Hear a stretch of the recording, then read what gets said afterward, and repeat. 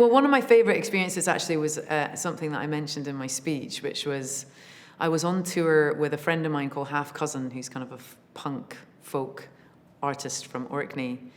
And I'd made my record, but it wasn't out yet. And we were on tour with a brilliant Manchester band called the Earlies. And there's about 12 of them on stage, and it's glorious. And we were just doing a tour of all these great smaller and medium-sized venues in the UK. There was about 16 of us on a tour bus. It was carnage. And I had to leave the tour for one night because I had an opportunity down in London. Came back on the tour, and about a week later, we all huddled round this tiny little TV in Fibbers in New York, which is, a few hundred people. But the gig had finished and all the punters had left and me and the band and it was one of these tiny little 12-inch black and white TVs just hanging in the corner of the room.